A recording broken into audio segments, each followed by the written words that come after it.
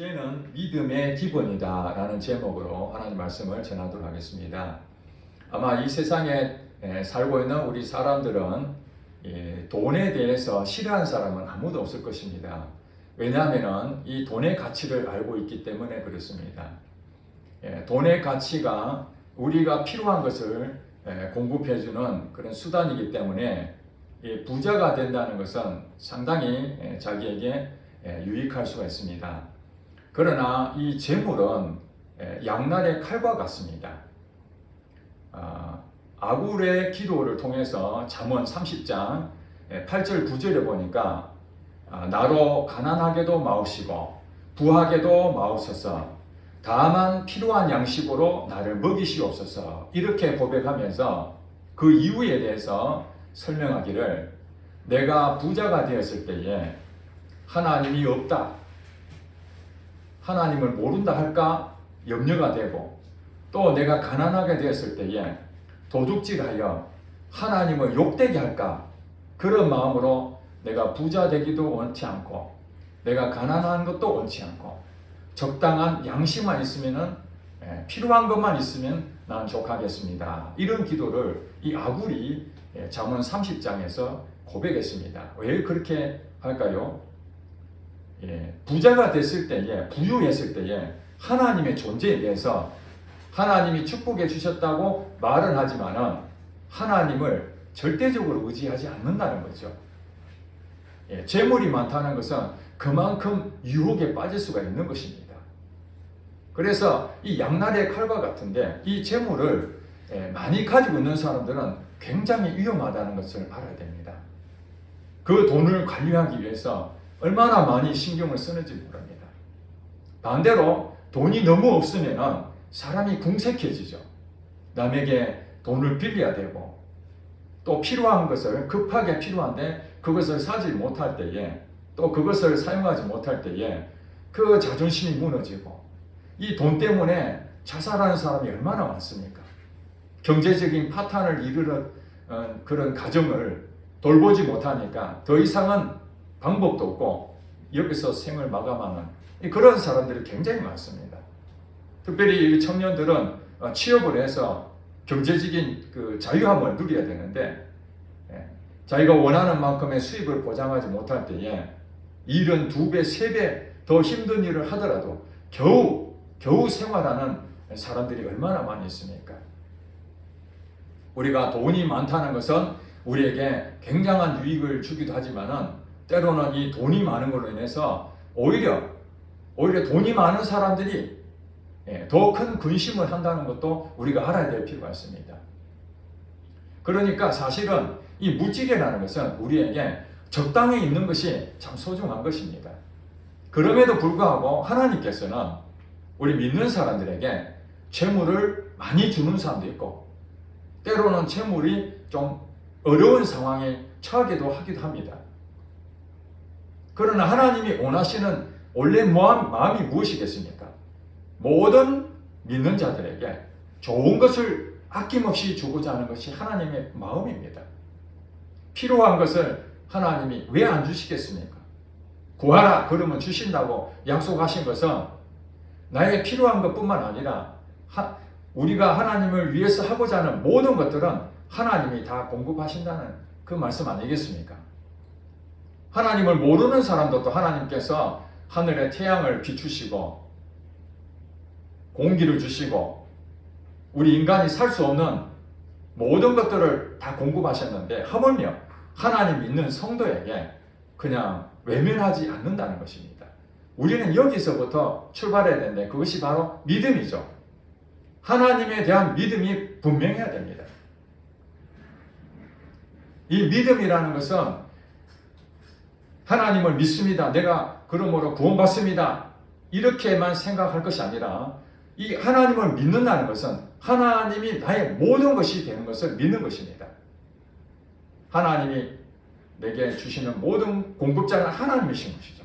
물질도 하나님이 주셨고 나의 생명도 하나님이 주셨고 내 직장도 하나님이 주셨고 내 가족도 하나님이 주셨고 내가 가지고 있는 이 재능도 하나님이 주셨다는 것입니다. 그 어떤 것도 하나님으로부터 공급받지 아니하는 것이 하나도 없다. 이것을 믿는 것이죠. 그러므로 우리가 물질 때문에 지금 힘든 상황이 있다 할지라도 내가 하나님 앞에 하나님이 나의 아버지가 되시고 내가 하나님의 자녀라는 것이 분명하다면 나의 이런 어려운 상황을 하나님께서 모르실 리가 없지요. 모르신다면 하나님이 아니지 않습니까? 하나님은 불가능이 없다. 지난 설교에 말씀드렸죠. 하나님은 불가능이 없습니다. 하나님 말씀은 능치 못함이 없다고 분명히 말씀하셨습니다. 그것은 성경에 한두 번이 나온 것이 아니라 여러 차례 나왔습니다. 그러므로 우리가 믿는다는 것은 하나님이 나의 모든 것을 공급하시는 하나님이시다. 이걸 믿는 것이죠. 자, 그렇다면 재물을 얻는다는 게 무엇입니까? 재물. 이 재물을 얻는다는 것은 하나님으로부터 내게 공급된다는 것을 의미하는 것이죠. 여러분이 열심히 노력하고 또 일터에 가서 일을 잘함으로써 월급을 받는 거 내가 한 것인데 왜 하나님이 내한테 공급했다고 하는가? 그 회사를 여러분이 노력해서 들어갔다고 생각하십니까? 곰곰이 생각해보면 하나님의 은혜라는 것을 깨닫게 됩니다. 그런 간증들이 많이 하잖아요. 물론 어떤 사람들은 자기 노력으로서 그 직장을 얻었다고 생각할 수도 있지만 그러나 배후에서 하나님께서 그 직장에 들어가지 못하도록 얼마든지 하나님 막으실 수도 있습니다. 그러나 내 실력이 아닌데도 하나님께서 덜컥 붙여주기도 합니다. 제가 지난 과거를 돌이켜 볼 때에 제가 머리가 똑똑한 것도 아니고 제가 재능이 많은 것도 아니고 남들에 비해서 탁월한 것도 없는데 항상 하나님께서는 내가 가지고 있는 것보다 더 좋은 것으로 학교도 그렇게 보내주셨고 군대도 그렇게 보내주셨고 회사도 그렇게 보내주시고 사업도 마찬가지고 모든 부분이 제가 가지고 있는 역량보다도 하나님은 더 많은 것으로 제게 베풀어 주셨기 때문에 제가 자랑할 것이 없는 거예요. 아, 내가 여기서 내 능력으로서 얼마든지 이겼구나. 이것이 아니라 내보다도 하나님께서 더 많은 것 주셨구나. 그래서 제가 하나님 앞에 하나님으로부터 공급하셨구나 하는 것을 제가 고백하지 않을 수가 없는 것이죠. 하나님께서 우리에게 재물을 주시는데 왜 재물을 주시겠습니까? 목적이 분명하다는 거예요. 우리 교회 다니는 성도들 많잖아요. 다 부자입니까? 아니잖아요.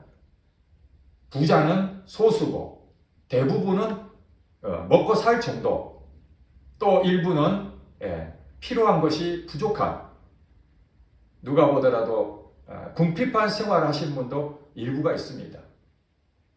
세상도 마찬가지지만 교회도 마찬가지입니다. 교회 다니는 사람들은 모두가 다 잘 산다면 세상에 있는 사람들이 교회로 막 몰려올 것입니다.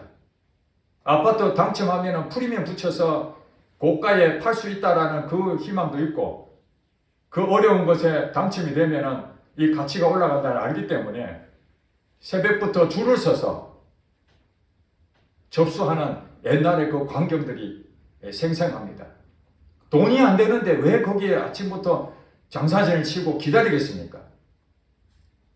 사람들은 조금이라도 도움이 되고 자기 유리하다면 어떤 일도 불사하게 됩니다. 그러나 우리가 돈을 벌어서 어디에 쓸 것입니까? 하나님께서는 이 재물에 대해서 분명한 말씀을 해주시는데 그것이 바로 이 잠언서에 다 기록이 되어 있습니다. 이 잠언서는 우리가 살아가면서 하나님 믿는 사람이 어떻게 살면 복을 받는지 그 실제 지침서입니다. 한마디로 매뉴얼입니다. 매뉴얼. 인생의 매뉴얼. 하나님 믿는 자가 잘못된 길로 가면 망하는 것이고 좋은 길로 가면은 하나님의 복을 받는데 잘못된 길이 어디 길이고 하나님이 선한 길이 어디 길인지를 정확하게 한 사례를 계속해서 설명해서 우리에게 가르쳐주는 매우 보배와 같은 말씀입니다. 그런데 이 잠언서 1장부터 31절까지 한번 쭉 보면은 이 물질에 대한 얘기가 굉장히 많이 나옵니다. 재물에 대해서. 그만큼 사람들은 재물에 대해 관심이 많다는 거잖아요. 부자인 사람도 있고 가난한 사람도 있고 또 적당한 필요를 공급받는 그런 다양한 사람들 가운데에 이 재물에 대해서 잘못 사용했을 때에 어떻게 망하는 것인지, 잘 사용했을 때 어떻게 복을 받는지, 그것을 우리 실제로 지침해주는 이 성경이 잠언서라는 것입니다. 오늘 본문 11장 24절, 25절의 말씀을 해석해 드리겠습니다. 이미 다 알고 있습니다. 24절에 보니까 흩어 구제하여도 더욱 부하게 되는 일이 있나니, 하나님이 우리에게 재물을 주셨습니다. 그래서 그 재물이 우리에게 큰 소망이 되고 의지가 될 수 있는데, 그 재물에 대한 것을 내가 쌓아두지 아니하고 그것을 흩어서 구제한다는 말이 무엇입니까? 흘려보낸다는 것이죠. 한마디로 흘려보내는 것입니다. 누구에게 흘려보냅니까? 가난하고 어려운 사람에게 흘려보내는 겁니다. 가난한 사람에게 자기가 열심히 수고해서 하나님이 공급하신 그 물질은 생명입니다. 그렇지 않습니까? 내가 시간을 들여서 내 생명과 돈하고 바꾼 것이기 때문에 내 생명을 돈으로 환산된 걸 가지고 있는 거예요. 이 돈이 내 생명입니다. 귀한 겁니다. 그런데 이 생명인 돈을, 물질을 어려운 사람에게 흘려보낸다는 것은 내 생명을 주는 거예요. 예수님께서 우리를 위해서 예수님이 생명을 버리셨잖아요. 주셨잖아요. 여러분이 어떻게 하나님을 만났습니까? 어떻게 죄에서 구원을 받았습니까? 예수님의 생명으로, 그 핏값으로 여러분을 산 거예요. 생명을 바꿔치겠다니까요. 그러니까 귀한 거죠. 여러분이 가난한 사람을 돕는다는 것은 여러분 생명을 그들에게 공급해 주는 거예요. 예수님의 마음으로. 그러니 흩어 나의 생명을 준 사람에게 어떤 일이 벌어진다고요? 더욱 부하게 된다. 여러분 100을 가지고 있는데 30을 뚝 잘라서 남을 줬어요. 그러면 내게 남은 게 얼마입니까? 70이 남았잖아요. 30이 부족한 겁니다. 내가 원래 가지고 있던 100을 가지고 있었는데 30을 남을 흘려보냈으니까 70밖에 남지 않잖아요. 우리가 계산상을 하면 손해나는 일을 했습니다. 마이너스입니다. 마이너스, 적자. 그런데 하나님께서 오늘 말씀이 무엇입니까? 너가 30불을 떼가지고 너의 생명을 다른 사람에게 공급했다는 얘기는, 다른 사람은 제로에서 30을 얻었잖아요. 그 사람은 하나도 없었는데 30을 얻었습니다. 그 사람은 좋아진 것이죠. 그렇죠? 나는 손해봤지만 다른 사람이 좋아졌습니다. 이 원리가 무엇입니까? 사랑이라는 거예요. 사랑. 하나님은 본성이 사랑이기 때문에 이 사랑의 회로로 돌리는 겁니다. 내가 가지고 있으면 100입니다. 그러나 다른 사람은, 제로인 사람은 그냥 제로입니다. 나는 100이고 다른 사람은 제로입니다. 이건 사랑이 흘러가는 게 아니죠. 그러나 나의 100을 가지고 있는 것에 일부를 떼서 다른 사람에게 주면 나는 손해봤지만 다른 사람이 나 때문에 이익을 보게 됐잖아요. 이 사랑을 베푼 거거든요. 그러면 그 30을 받은 사람은 돈이 없기 때문에 뭘 하겠습니까? 우리를 위해서 평안을 빌어줍니다. 감사합니다. 당신 때문에 내가 힘을 얻었습니다. 고맙습니다. 내가 기도하겠습니다. 하나님은 살아계시는 걸 내가 드디어 확인했습니다. 아무도 도와주지 않는데 당신 예수 믿는 사람이 내게 이렇게 물질을 공급해 너무 감사합니다. 하나님께서는 이것이 영광을 받으시는 일이 되고, 그러면 하나님이 또 다른 일로 통해서 여러분에게 그 30이 부족한 걸 30만 채워주는 것이 아니라 여기 보니까 더욱 부하게 된다. 더욱 부한다. 100이 아니라 100 이상으로 150. 어떤 사람은 30배, 어떤 사람은 60배, 어떤 사람은 100배의 결실을 맺는다 하는 것이 사람마다 좀 다르다는 거죠. 똑같이 주시는 것이 아니라 하나님의 믿음의 분량대로 하나님께서 하나님 주권에 의해서 공급하신다는 거예요. 여러분이 이것을 믿기 때문에, 하나님으로부터 공급하는 것을 믿기 때문에 지금 내가 손해나더라도 사랑을 베풀 수가 있는 것이죠. 만약에 하나님이 살아계신 하나님이 아니라 죽어있는 하나님이라면 우리가 30을 손해보면 누가 채워줍니까? 그 가짜죠. 그 믿을 수가 없는 겁니다. 채워준다는 게 그 거짓말입니다. 그러나 하나님이 살아있다는 그 믿음이 있다면 내가 지금은 당장에 손에 났다 할지라도 하나님이 공급해 주실 것이다. 이 믿음인 거죠. 그러므로 이 재물은 믿음의 기본인 것입니다. 이 재물을 흘려보내지 않는다는 것은 믿음이 없다는 것입니다. 한마디로. 하나님을 믿는다면 그 재물을 아끼지 아니하는 것입니다. 오늘 보니까 그 이후에 뭐라고 얘기합니까? 과도히 아껴도 가난하게 될 뿐이니라. 자, 내가 100을 벌었습니다. 내가 지금 수입이 100을 가지고 있어요. 사실 지금 이 100이라는 이것은 내가 생명으로 바꾼 것이기 때문에 소중한 것입니다. 그런데 이것을 남을 줘버리면 내가 부족하니까 내가 먹을 것도 줄여야 되고 혹시 만에 하나 우리 집에 무슨 일이 생기면 목돈이 필요하면 또 돈을 빌려야 되니까 그런 생각도 하고 이런저런 생각하다 보면은 돈을 막 쓸 수가 없는 거예요.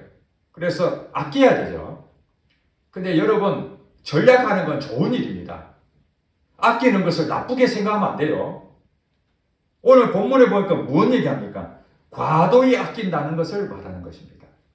우리에게 자기에게 검소하고 전략하고 꼭 필요한 것만 사고 과소비를 배제하고 이것은 굉장히 성경적입니다. 만약에 본인의 수준이 5만 원짜리 신발을 신을 수준밖에 안 되는데 30만 원짜리 신발을 산다면 그것은 과소비가 되는 것이죠. 그렇지 않습니까? 과소비가 되는 것입니다. 반대로 50만 원짜리 신발을 살 수 있는 수준이 있는데도 5천 원짜리 신발을 산다면 과도히 아끼는 것이죠. 과도히 아끼는 것이죠. 그런데 이 아끼는 것 자체가 자기 자신이 더 많이 가지려고 그러고 이 과도히 아낀다는 것은 인색하는 것을 얘기합니다. 지금 과도히 아낀다는 것은 남에게 잘 베풀지 않냐고 자기 것으로 꼭 움켜쥐고 있는 것이죠. 이것이 바로 무엇입니까? 하나님이 내게 공급하신다는 걸 안 믿는 것이죠. 흘려보내지 못한다는 것은 혹시라도 만에 하나 뭐 어떤 문제가 생겼을 때 내가 책임을 져야 되니까 내가 더 열심히 벌다든지 내가 수고를 더 해야 된다든지 이런 부분이 생기기 때문에 그 모든 부분이 자기 중심이니까 과도히 아낄 수밖에 없는 것이죠. 그러나 이 과도히 아꼈는데도 왜 가난하게 되죠? 말이 안 되잖아요. 많이 아꼈으니까 더 많이 남아야 되는데 왜 가난하게 될까요? 이것이 인색한 사람들이 모르는 일입니다. 하나님께서는 인색한 사람들에게 하시는 일이 있어요. 무엇입니까? 전대가 세게 만드는 것입니다. 돈을 많이 벌었는데 어느 날 교통사고 나고 병원에 입원했는데 1,000만 원의 견적이 나왔습니다. 그렇게 아꼈는데 1,000만 원이 그냥 날아가 버릴 수도 있는 것이죠. 그렇지 않습니까? 그리고 어디하고 계약을 했는데 그 계약된 것이 잘못돼가지고 돈을 떼어버릴 때도 있지 않습니까? 과도히 아꼈는데 큰 돈을 날려버리면 가난하게 되는 것입니다. 사업을 한다 해서 부자가 됐다고 했는데 나중에 시간이 지나서 회사가 부도가 나버리면 빚쟁이가 되는 거잖아요. 그래서 성경에 보면은 우리가 먹을 걸 아무리 가지고 있어도 하나님께서 황충을 보내시고 메뚜기를 보내시고 너의 가지고 있는 것을 다 갉아 먹어버리면 남는 게 하나도 없지 않느냐. 구약시대에 그렇게 얘기합니다. 그것이 바로 오늘날도 마찬가지입니다. 이것이 내가 벌었으면 내 것이다. 그렇게 한다고 해서 내 것이 아니라는 거예요. 하나님께서 마음만 먹으시면 여러분이 가지고 있는 그 돈 하나도 없이 다 소비가 될 수 있도록 하나님 하실 수 있다는 거예요. 이걸 아셔야 됩니다. 하나님께서는 잠언 19장 17절에 보니까 가난한 자를 불쌍히 여기는 것을 하나님은 어떻게 말씀하시는가? 하나님께 구워주는 일이라고 그렇게 말씀하십니다. 가난한 자를 불쌍히 여기는 그 마음이 하나님께 구워주는 일이에요. 그러면 지금 무슨 일? 하나님 빚쟁이가 되는 거죠. 내가 돈을 하나님께 구워줬어요. 그럼 하나님이 나에게는 빚쟁이가 되는 거죠. 빚쟁이는 뭡니까? 내가 언제든 요구할 수가 있는 것이죠. 주세요 하면 줘야 되는 것이죠. 꼼짝 못합니다. 돈을 아무것도 빌린 사람 아닌 사람들은 그 빛으로부터 자유하죠. 내 것에 대해서 뭐라 할 수가 없는 겁니다. 그러나 그 빛을 진 하나님이 어떤 마음입니까? 그 빛에 대해서 우리가 불쌍한 사람 나눠주고 흩어주고 이런 것은 하나님이 잔뜩 빛을 지게 만든 거예요. 그랬을 때 여러분이 기도해 보세요. 하나님, 제가 이 흩어 굳이 하라는 하나님 말씀들 했는데 하나님, 내가 지금 이것이 필요합니다. 도와주세요. 그렇게 하면 하나님께서 기억하셨어. 그렇지. 내가 너한테 빛을 줬지. 내가 이제 신세하면 갚아야 되겠나. 그러고 하나님께서 은혜를 베푸신다는 그 말입니다. 너의 선행을 내가 갚아주겠다. 잠언 19장 17절 말씀을 여러분 딱 붙잡고 있으세요. 그러니까 그 가난한 사람 보고 외면한다는 것은 지금 당장에는 내가 손해보지 않아서 유익할지 모르지만은 결국에는 하나님도 너의 그 해야 되는 계산함 때문에 나도 모르겠다. 정말 필요해서 하나님 나 돈이 필요해요? 난 모르겠다. 너 가난한 사람 그 어렵게 힘든 사람 보고도 너 외면했지 않느냐. 그런데 내한테 와서 나 좀 도와달라고 하면은 내가 너한테 베푼 만큼 너도 다른 사람 베풀어야 되지 않겠느냐. 이것이 하나님의 마음이거든요. 이 구제한다는 것은 얼마나 중요한 일인지 여러분 잘 설명해 드린다면 사도행전 10장에 보면 고넬료라는 사람이 나옵니다. 이탈리아 백부장입니다. 100명의 군사를 거느리는 장교입니다. 그 사람이 하나님을 경외하여 그가 하던 일을 10장에 설명해 놨는데 뭐라고 설명했냐면 그가 많은 사람을 구제하고 하나님께 항상 기도하더라. 그의 삶이 많은 백성들을 구제를 하고 그 다음에 하나님께 늘 기도한 사람이었다는 거예요. 그런데 어느 날 천사가 그에게 임해서 그에게 성령의 충만함을 주시기 위해서 베드로를 만나는 환상을 보여주십니다. 그때 하시는 말씀이 고넬료야, 너가 많은 백성을 구제하고 하나님 앞에 항상 기도한 것을 하나님께서 기억하고 오늘 나를 보내줬다. 여러분, 구제하고 기도한 것을 하나님께 상달되어서 하나님이 그것을 기억하고 계신답니다. 성경에서 분명하게 말하는 것은 다른 것은 우리가 몰라도 이렇게 분명한 것은 우리가 밑줄을 쫙 쳐야 되잖아요. 이 시험에 나오는 문제잖아요. 여러분, 구제하고 기도는 동등한 겁니다. 이 구제가 뭐예요? 가난한 사람 도와주는 거죠. 구제는 믿음의 기본이다. 야고보 선생이 야고보서에 교회를 가보니까 그 교회에 어떤 일이 벌어집니까? 성도들이 많이 참석하는데 부자들이 왔어요.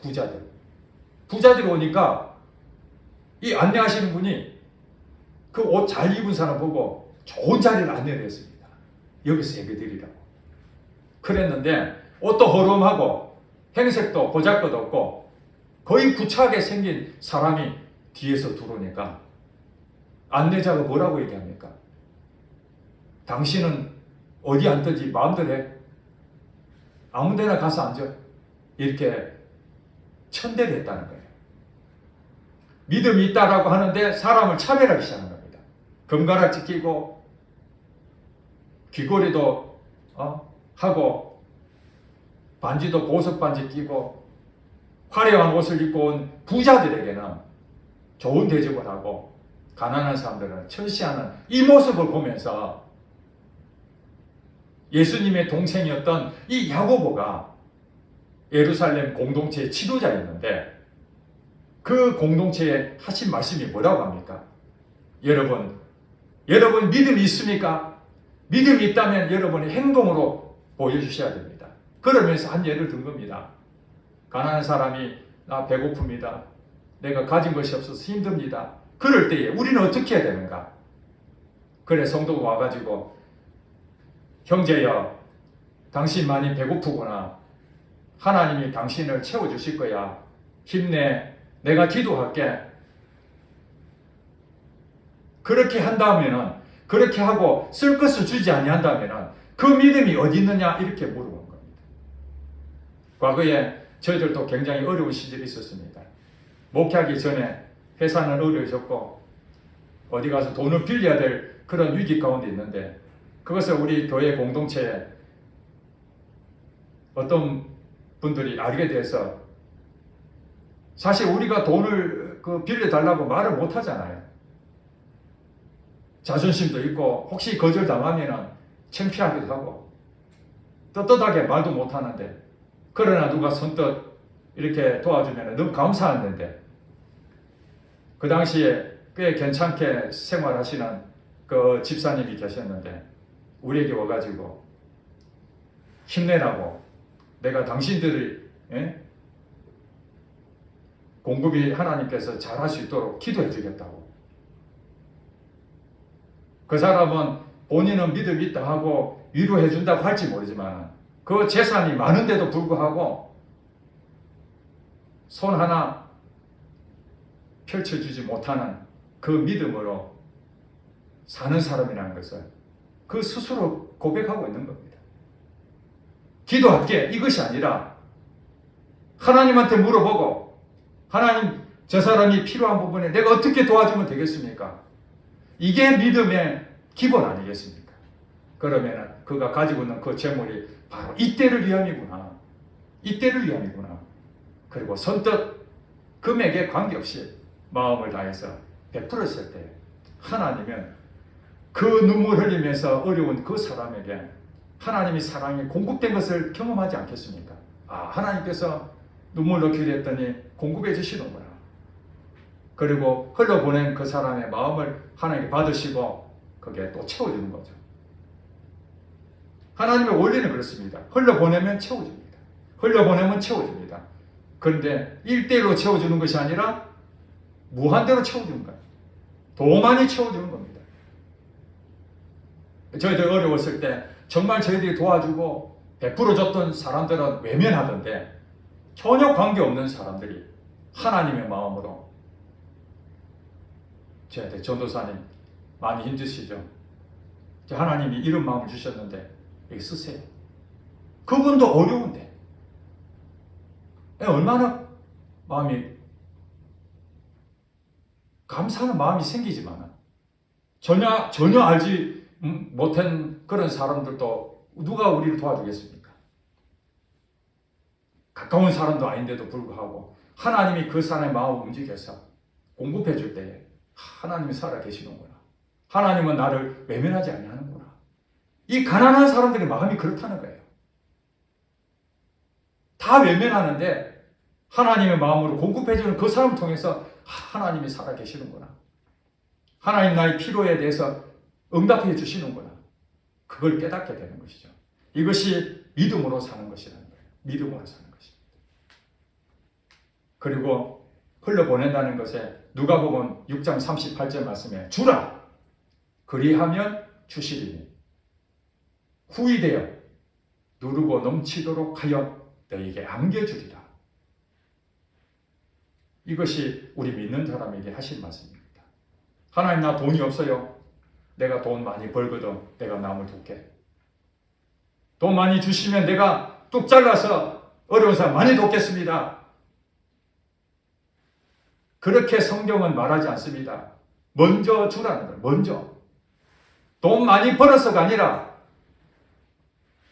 내가 필요한 것이 남아서 주는 것이 아니에요. 없어도 하나님께서 너 가진 것이 얼마냐? 아무것도 없어요. 나 두 랩돈밖에 없어요. 그 생활비 전부를 바친 이 과부, 이것을 하나님이 받으신다는 거예요. 그러면 여러분, 생활비 전부를 바친 그 과부가 굶어 죽었겠습니까? 예수님께서 그 두 과부에 드리는 이 헌금을 받으셨는데 그 과부가 그 뒤에 죽었다는 것이 아니잖아요. 부자는 돈이 많은데도 많이 헌금했는데도 저들은 이 과부에 비해서는 아주 적게 했다고 그러잖아요. 하나님은 마음의 중심을 보신다고. 먼저 베풀어라. 대접을 받고자 하느냐? 먼저 대접해라. 여러분 주변에 왜 친구가 많이 없습니까? 왜 여러분 주변에 여러분을 많이 따르지 않습니까? 사실 여러 가지 원인이 있겠지만 내가 인색한 부분은 없는지, 다른 사람이 어려움을 당했는데도 애써 외면한 것은 아닌 건지, 우리는 살면서 늘 그런 일이 있잖아요. 계산해 보잖아요. 지금 보내면 내가 부족한데 다음에 해야 되겠다. 다음에. 하나님이 여러분의 마음에 감동을 주시면 아멘하고 순종하는 사람은 믿음의 사람입니다. 믿음이 부자가 되는 길이 바로 그겁니다. 하나님 말씀하시면 내가 지금 계산하지 아니하고 인간적으로는 도저히 어려운 일이지만 내가 하겠습니다 라고 했을 때에 하나님은 채워주십니다. 그리고 여러분 게으르면 부자 될 수가 없습니다. 게으른데 부자가 됐다는 얘기는 그 돈 하나님 주신 돈이 아닙니다. 가짜 돈입니다. 투기해가지고 돈 많이 버는 거 그거 하나님 주신 돈이 아닙니다. 정당한 방법으로 벌어야 돼요. 정당한 방법으로. 여러분 주신 하나님의 그 재능 가지고 합법적으로 정직한 방법으로 돈을 벌어야 그게 축복의 돈이지, 남을 사기치고 도둑질하고 남을 뇌물 줘가지고 주면서 바르지 못하고 불법을 저지르고 편법을 써서 돈을 많이 벌어서 교회 헌금하고 남을 돕는 거 하나님이 하나도 안 받으십니다. 그런 돈은. 재물은 돈이 많다고 부자가 아닙니다. 어떻게 돈을 모으냐? 하나님 방법으로 모아야 됩니다. 그래서 물어봐야 돼요. 하나님, 제가 어떻게 해야 재물을 얻을 수 있을까요? 자꾸 물어보면 하나님께서 이건 피하고 이건 하라는 말씀을 주십니다. 그리고 오늘 본문의 말씀처럼 재물에 대해서 어떻게 해야 될 것인지를 배워야 될 것이고, 그렇게 해서 여러분들에게 하나님이 공급하시는 것은 오면은 여러분은 항상 내 것이 아니라는 것을 생각해야 됩니다. 어떤 재물이든지 그 돈은 하나님이 주인이시다.